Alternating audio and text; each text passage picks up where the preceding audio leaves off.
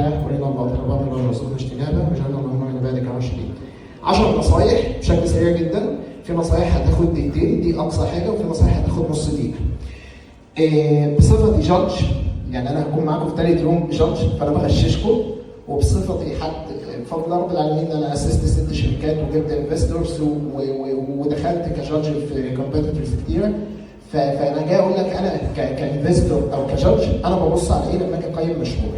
بسم الله الرحمن الرحيم. البيزنس موديل كانفاس بتاعك. البيزنس موديل كانفاس بتاعك مش علشان يكون جامد معناه انك تقعد تكتب كلام كتير. دي من اول الاخطاء اللي احنا بنشوفها، فما تكتبش كلام كتير. البيزنس موديل بتاعك انت ممكن تكون في كل بلوك كاتب حاجه واحده بس ويطلع بيزنس موديل كانفاس قوي. هو حد هنا اصلا مش عارف يعني بيزنس موديل كانفاس؟ تمام؟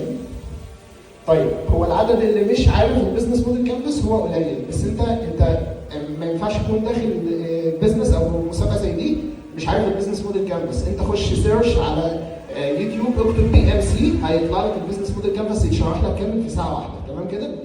البيزنس موديل كانفاس باختصار شديد جدا هم 9 بلاطات بيلخصوا البروجكت بتاعك. بيلخصوه في ايه؟ انت مين الكاستمر سيجمنتيشن بتاعتك؟ ايه الفاليو بروبوزيشن بتاعتك؟ ايه التشانلز اللي هتوصل لهم بيها؟ ايه هي الكاستمر ريليشن شيب بتاعتك؟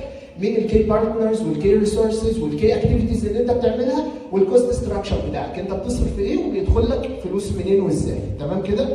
البيزنس موديل كانفاس الغلط اللي بيحصل فيه ان الناس متخيله ان انا عشان اعمل بيزنس موديل كانفاس قوي ويبهر ان انا اكتب كلام كتير. انا صوتي مسموع ولا عالي قوي؟ طيب انت مش محتاج ان انت تكتب كلام كتير. تمام؟ دي اول نصيحه. تاني نصيحه البيزنس موديل كانفاس هو حدوته حلوه. يعني ايه حدوته حلوه؟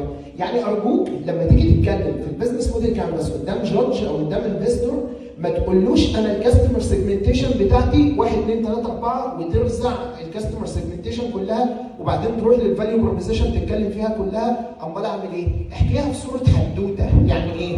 يعني مثلا انا شركه من شركات كليك لابتوب. كليك لابتوب احنا مثلا عندنا 2 سيجمنتيشن، بنجهز شركات وبنستهدف طلبه الجامعه. انا ما ينفعش اروح اقول ان انا السيجمنتيشن بتاعتي الشركات وطلبه الجامعه، الفاليو بروبوزيشن بتاعتي كذا وكذا. امال اعمل ايه؟ اقول له انا السيجمنتيشن بتاعتي طلبه الجامعه ودول بستهدف دول الميزه التنافسيه بتاعتي معاهم ان انا بوفر لهم اجهزه عاليه جدا يوزد بسعر قليل وبديهم نفس ضمان الجهاز الجديد عشان يبقوا مطمنين. التشانلز بتاعتي ايفنتس في الجامعه مثلا، الكاستمر ريليشن شيب كذا، وبعدين اكمل الايه؟ البيزنس موديل كانفاس. تاني سيجمنتيشن عندي هي الشركات وابدا اتكلم. طبعا معظم المشاريع اللي هنا سوفت وير، صح ولا مين سوفت وير هنا؟ مين مشروع سوفت وير؟ ما شاء الله. طيب انت كسوفت وير تعالوا ندي مثال. اخر كونسلتيشن انا كنت فيها كنت مع حد عامل اب بتدخل عليه بيحدد لك نقاط قوتك ونقاط ضعفك وبيقول لك ايه هي الكارير اللي انت ممكن تكمل فيه بشكل قوي. فهو عنده هنا 2 سيجمنتيشن طلبه الجامعه والفريش جرادويت عشان يعرفهم لو هم تايهين ايه الافضل ليهم، ودول مش بيكسب من وراهم حاجه، هو بيعمل لهم التست فور فري وبيطلع لهم الحاجات اللي هم مميزين فيها فور فري. تمام؟ بيكسب منين بقى؟ ان بعد ما يقول له ان ده الكارير اللي انت ممكن تكمل فيه بيقترح عليه اماكن بتدي كورسز. الاماكن دي هو اللي بياخد منها ايه؟ الفند او الفلوس. تمام؟ هو بيكسب من هنا. فهو هنا النهارده عنده 2 سيجمنتيشن. انا لما اجي احكي البيزنس موديل كانفاس بتاعي اقول ايه؟ ما ينفعش اقول انا عندي شريحتين، الشريحه الاولى اللي هي طلبه الجامعه فريش جرادويت واصحاب مراكز الكورسات. لا، انا عندي شريحه اولى ودي مش بكسب منها واحكي البيزنس موديل كانفاس ال9 بلاطات كاملين. وعندي شريحه ثانيه وهي دي اللي بكسب منها واحكي ال9 بلاطات كاملين. حتى عنده سؤال في اللي فات؟ اتفهم النصيحه الاولى؟ طيب حلو قوي. النصيحه الثانيه اذا لم تزد حد يكمل لي فانت نفسك زائد. برافو. لو انت مش بتزود حاجه فانت زائد. يعني ايه؟ يعني ما ينفعش تيجي تكلمني في البيزنس بتاعك والاقيك تيبيكال مشروع تاني. تمام كده؟ او ما ينفعش برضه تيجي تكلمني في البيزنس بتاعك وتقول لي مفيش حد في الدنيا عامل الفكره دي. اي حد قاعد هنا في القاعه مفكر ان الفكره اللي في دماغه محدش عملها في الدنيا ابشر. انا والله العظيم بضمن لك ضمان تام ان انت مش هتطلع من المراكز ال3 الاولى. حلو كده؟ انت يعني ما انتش اينشتاين نفسه كان بيكمل افكار ناس ثانيه. تمام كده؟ فالفكره اللي جت في دماغك جت في دماغ دماغ حد في اقصى شمال اسيا سيرش كويس وشوف ايه اللي وصل. تمام كده؟ فلا ينفع تقول لي انا ما عنديش ميزه تنافسيه، انا زيه. زي مين؟ زيه شركه زيه، اللي هو انا ببص على البيزنس موديل كانفاس بتاعك، انت زيك زي الشركه الف وب وج ودال، زي كل الشركات دي، فلازم يكون عندك ميزه تنافسيه. دي الفكره اصلا. انت لو ما عندكش كومبيتيتيف ادفانتج وحاجه فعلا تديها للكلاينت بتاعك، تديله سبب ليه يشتري منك، دي الفيتال ميستيك اللي ممكن تدمرك. فلازم تركز جدا قبل ما تبدا البروجكت اصلا انت هتقدم ايه زياده عن الكومبيتيتورز بتوعك. تمام كده؟ هنا في الحته دي انت بتجاوبنا على 3 اسئله. السؤال الاول، هو ليه الناس بتشتري من السوق ده اصلا؟ يعني ايه؟ يعني مثلا ليه الناس بتشتري لابتوبس اصلا في المطلق؟ حلو كده؟ السؤال الثاني، ليه يشتروه منك انت بقى بالذات؟ تمام؟ خليني بس انصحكم نصيحه ممكن كان المفروض اقولها في الاول. انا مش جاي النهارده عشان تطلع مركز اول كمان 3 ايام. انا جاي النهارده عشان مشروعك. انت طالما قررت تعمل مشروع، فالمشروع ده هتكمل فيه حياتك. فانا جاي لك خد الكلام ده سواء عشان ال3 ايام او عشان تكمل فيه. فانا في النص هتلاقيني بحكيلك على مصادر معينه تذاكر منها تضيف لك الحته دي. اي حد ما عندوش ميزه تنافسيه او حاسس ان هو ما عندوش ميزه تنافسيه، في 4 مصادر، 4 اقوى مصادر على مستوى العالم ممكن يساعدوك انك تقدر تعمل ده. كتاب اسمه ما فوق المنافسه لإدوارد دي بونو، عالم نفس انجليزي، وكتاب اسمه العرض الذي لا يقاوم، وكتاب ذا بيربل كاو او البقره الارجوانيه، وكتاب استراتيجيه المحيط الازرق او البلو اوشن. في كتاب خامس اسمه استراتيجيه افعالها. دول 5 كتب اكيد مش هتلحقوا تقراهم في 3 ايام، بس دول اكتر 5 كتب ممكن يساعدوك انك تطلع ميزه تنافسيه بشكل قوي جدا. تمام؟ خد بالك، الصعب هو اللي بيجيب. يعني ايه؟ يعني انا هروح اقرا كتاب عشان اطلع الافكار الثقيله اللي بجد مش هتلاقيها الا في السورسز اللي هي امهات الكتب، اللي هو حتى في الفقر وكده بنقول عليها امهات الكتب، اللي هي المجموعه دي من الكتب. تمام؟ ليه بقى؟ لان كل الناس بتستخدم الانترنت، لكن كم حد عنده صبر يقعد يقرا كتاب يجيبه من اوله لاخره؟ الصفه الوحيده اللي لو جيت تدور عليها هتلاقيها مشتركه في اي شخص ناجح على مر التاريخ، ايا كان ديانته او جنسيته او شكله او لونه او جنسه، هتلاقي مفيش الا صفه واحده بس مشتركه في كل الناس دي، كان بيقرا. بس فكر في اي شخص ناجح، حتى لو كافر، حتى لو هو هتلر، حتى لو هو نتنياهو، هتلاقيه كان بيقرا. دي الصفه الوحيده المشتركه في كل الناجحين بلا استثناء. فلو سمحت اقرا. تمام؟ دي نقطة تانية في ازاي تجاوب على انت عندك ميزة تنافسية ازاي. قلنا بنجاوب فيها على 3 حاجات. ليه الناس بتشتري من السوق اصلا؟ تاني حاجة، ليه تشتري منك انت بالذات؟ تالت سؤال واصعب سؤال، هتعمل ايه لو منافس دخلك؟ خصوصا لو معاه فلوس اكتر منك. انا النهارده راجل معايا فلوس، عجبتني فكرتك، دخلت عملتها، انت بتدفع 1,000,000 في الاعلانات، انا هصرف 50 مليون. هاكل منك السوق. فانت لازم الميزه التنافسيه اللي انت بتحددها تكون صعب ان المنافس يعملها. صعب ازاي بقى؟ تكون حاجه في النو هاو بتاعتك، حاجه تقنيه. بتاع كفته وهو بتاع كفته، تبقى وقعت في حتته يبقى نهارك مش فايت. فاللي قاعد قدامك هيبقى فاهم انت بتقول ايه. فانت لازم تعرف تكلفه الاستحواذ على العميل بتاعك تقريبا ممكن تكون كام. هو انا هعرف كل دول يا باشمهندس وليد في يومين؟ ما انا هقول لك في الاخر ان انت لازم تقسم تيمك، وحد يبقى قاعد مخصوص لكده. بيسيبش بقى بيكلم جوجل، بيكلم شات جي بي تي، بيكلم الناس اللي في المجال. يا عم بيكلمني وانا اقول له ما عنديش اي مشكله، بس حد يكون سرش ووصل باي واي لارقام حقيقيه يقدر يقولها قدام لجنه التحكيم، مش اي رقم وخلاص. طيب النقطه اللي بعد كده الاكسبكتيشنز. انا قلت لك المصاريف اللي انت هتصرفها. انا محتاجك تقول لي ان خلال السنه الاولى هصرف قد كذا، السنه الثانيه قد كذا، السنه الثالثه قد كذا. حلو، عرفنا انت هتصرف فين وازاي وانت فاهم ولا لا. الاكسبكتيشنز بقى، ما احنا مش بنصرف، احنا مش فاتحين يا جماعه خيريه. انت هتبيع بكام؟ وطبعا عشان ابقى متاكد ان انت بتقول لي رقم صح في البرايسنج بتاعك، لازم تكون محدد لي كويس تكلفه الوحده عليك بكام. يعني ايه تكلفه الوحده؟ يعني انت هتنتج ساعات، الساعه الواحده واقفه عليك بكام؟ واقفه عليك مش كماتيريال بس، انت تحسبها ماتيريال وسالاريز وايجارات وبلا بلا بلا بلا بلا، وبعدين تحط النت بروفيت بتاعك او وات ايفر هتحسبها ازاي. تمام؟ في طرق كتيره. اللهم صل على سيدنا محمد. فانت الاكسبكتيشن بتاعتك البيع بكام؟ السؤال ده اخطر سؤال في كل الاسئله اللي بقولها لكم. ليه اخطر سؤال؟ هو بيظهر انت بتقول اي كلام ولا فاهم. ليه بقى؟ لان انت هتقعد تقول لي احنا خلال السنه الاولى هنبيع بقد كذا. قد كذا دي انت قلت لي هنبيع مثلا ب $100,000. هقوم انا حاسبها $100,000 وهو الدولار بكذا، ما انت اوكي، هو تكلفه الوحده عنده مثلا $1,000، يعني هو هيبيع 100 وحده خلال اول سنه. اقوم انا رايح ابص على ايه بقى؟ ابص على 3 حاجات. اول حاجه، هو دلوقتي هيبيع ب 100 وحده، ده معناه ان هو محتاج 100 عميل.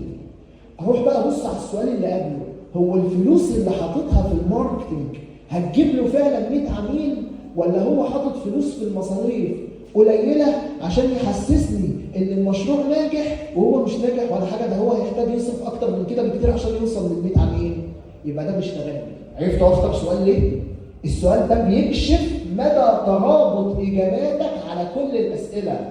هل انت فعلا بتقول كلام منطقي ولا لا؟ تاني حاجه، هو هيبيع 100 وحده، هل هو عنده عماله قادره على انتاج 100 وحده خلال اول سنه ولا لا؟ ما انا هبقى عرفت الاسئله اللي بعد كده او اللي قبل كده. ثالث حاجه، لو انت مشروعك اوف لاين وبتقدم حاجه في مكان للناس، مش يعني زي كورسز مثلا، فهو بيقول لي 100 واحد فرد في السنه، والمكان بتاعه ما بياخدش اكتر من 50 فرد في السنه. فدول 3 نقاط انت لازم تاخد بالك منهم كويس جدا جدا جدا وانت بتحط الاكسبكتيشنز بتاعتك وبتقول لي انت هتبيعها ازاي. تمام؟ الماركتنج لازم تدي هنت فيه انت هتوصل للكلاينت بتاعك في البدايه ازاي، خصوصا ان انت بروجكت ستارت اب. تمام؟ فمفيش فلوس كفايه ان انت تصرف على الماركتنج ارقام، فانت هتوصل ازاي وبشكل اورجانيك في الاول لعدد عملاء كبير. طب انت عملت سيرفي ولا لا؟ يعني ايه سيرفي؟ يا جماعه انتوا ممكن يكون في مشروع التارجت اودينس بتاعه حضراتكم. يعني لو حد بيشتغل في مشروع شبابي مثلا، او زي فكره الابلكيشن اللي انا قلتها من شويه، ممكن يكون نص اللي قاعدين في القاعه كلاينتس اصلا لفكره الابلكيشن دي. فاعملوا سيرفي حتى لو بينكم وبين بعض، حتى لو على اللي حواليكم. يا عم انت مش ما عندكش وقت، اعمل سيرفي، خلي كل واحد في التيم، هو التيم بيبقى تقريبا كام فرد؟ 5. لو كل واحد اتكلف بمهمه ان هو يروح يجيب اجابات اسئله هتاخد منه 5 دقائق، من 10 من اللي حواليه هياخد 50 دقيقه، وتبقى انتوا جيتوا بسيرفي بعد بكره ل 50 واحد. يا عم 10 من معارفك بس اجابات على الاسئله. الناس فعلا عندها نيد للسوليوشن بتاعي ده ولا لا؟ هل الناس انا فعلا بحل لهم المشكله بشكل حقيقي ولا لا؟ الناس هتقدر تدفع رقم او فلوس في الفلوس دي في السوليوشن ده ولا لا؟ الناس عندها رغبه اصلا تدفع ولا لا؟ الناس دي بتاكل ايه وبتشرب فين؟ بتشرب ايه وبتروح اماكن ايه؟ لان الاماكن دي انت ممكن تعمل معاها شراكات وتدين معاهم بحيث ان هم يجيبوا لك كاستمرز، فتكون عارف كل حاجه. اكتر من 40 سؤال انت تعرفهم عن العميل، بس اتليست ال10 المهمين. انا مفيش وقت بس ان انا اذكر، فخلينا اقول في الاخر، او خش على شات جي بي تي مثلا واديله هنت عنك وقول له ايه اكتر اسئله ممكن احتاجها في السيرفي. طيب خد بالك، هو مش هيبقى فيه وقت بعد بكره، بس دي حاجه ليك انت. لو جادج رخم قوي هيخش، لو الجادج رخم قوي بنقول هيدخل على في قصه ايه البلان بتاعتك وهتفلتر الكلاينتس ازاي. في حاجه اسمها الماركتنج فانل او السيلز فانل. فانت شراء ولا نهدى كان بيقول له كده في الفيلم. فانت هتفرقهم من بعض ازاي؟ لان انت ما ينفعش تبذل نفس المجهود مع كل الكلاينتس. تمام؟ فدي نقطه الماركتنج. نقطه مهمه جدا بقى، مين فيكم مسؤول عن ايه؟ لو التيم شخصين يبقى شخص تكنيكال وشخص نون تكنيكال. لو التيم 3 اشخاص يبقى شخص فاينانس او مسؤول عن البيزنس، وشخص ماركتنج، وشخص مسؤول عن التكنيكال. طب احنا 4، زود على اللي انا قلته ده حد مسؤول عن الاوبريشن. احنا 5، خلي حد مسؤول عن الاي تي. لكن لازم يكون في تقسيم. وخد بالك اللي قاعد قدام شغل الحماقه بتاع الجامعه ده مش هينفع. يعني مشروع التخرج نبقى 10 في قلب التيم وهم 2 اللي شغالين، وواحد اللي بيعرف يتكلم. حلو كده؟ ف3 اشتغلوا، يطلعوا قدام الدكتور يقدروا يقنعوا الدكتور بان ال10 اشتغلوا. مش هيحصل. لازم كل حد في التيم يبقى له دور. انا بقول من دلوقتي اهو، لان ده جزء من التقييم بيكون على النقطه دي، مش جزء كبير، بس دي لو انت في مشروعين، وده بيحصل كتير ما شاء الله ما شاء الله، 70 فريق رقم مش قليل، فهيحصل كتير ان انا قدامي 10 مش عارف اطلع مين فيهم الثلاثه الاوائل. ساعتها النقاط دي اللي هتفرق معايا، هم عملوا تايم مانجمنت كويس ولا لا؟ قدموا برزنتيشن كويس ولا لا؟ التيم بيلدنج معاهم كويس ولا لا؟ فاهميني بتكلم في ايه؟ ده انكس ان ايه؟ ان هم متفقين في الفكره والبزنس موديل كانفاس والماركتنج بلان والفاينانس والكلام ده كله.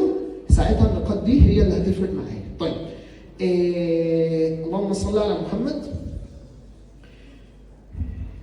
ايه هي الفيوتشر فيجن بتاعتك؟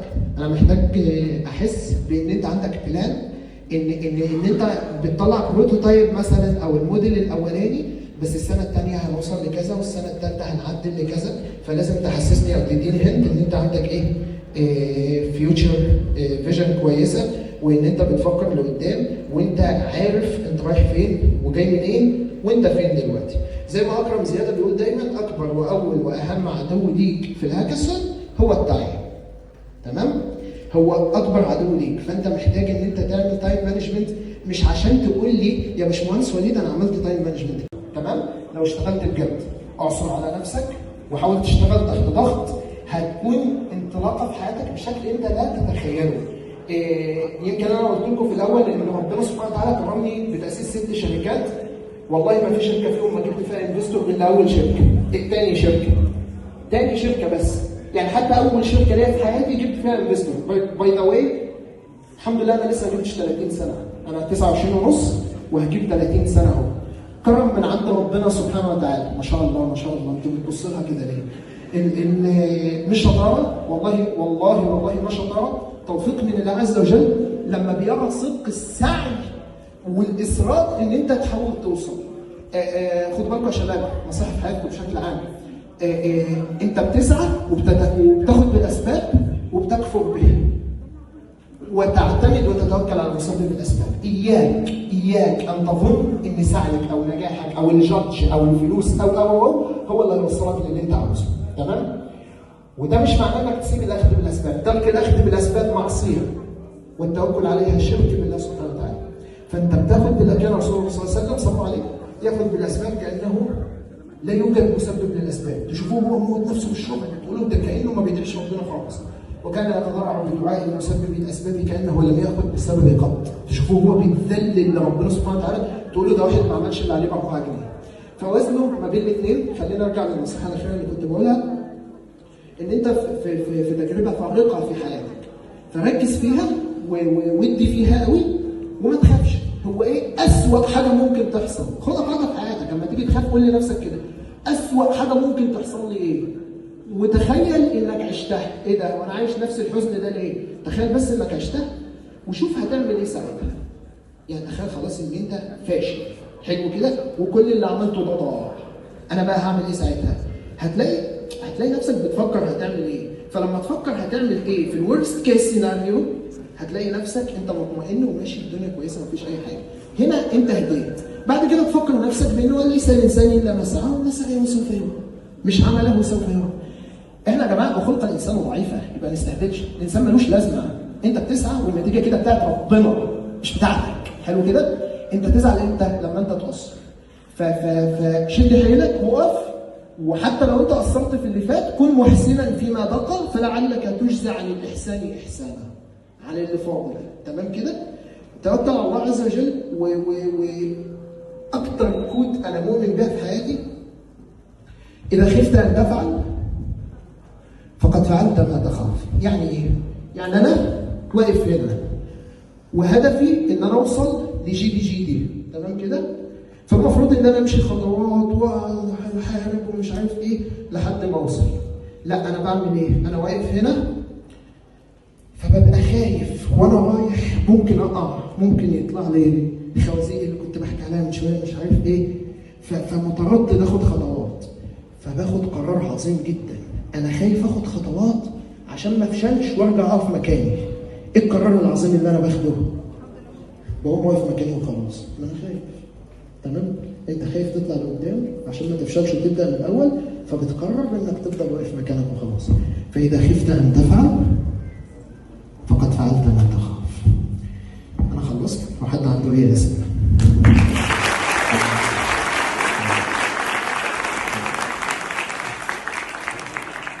حد عنده اسئله؟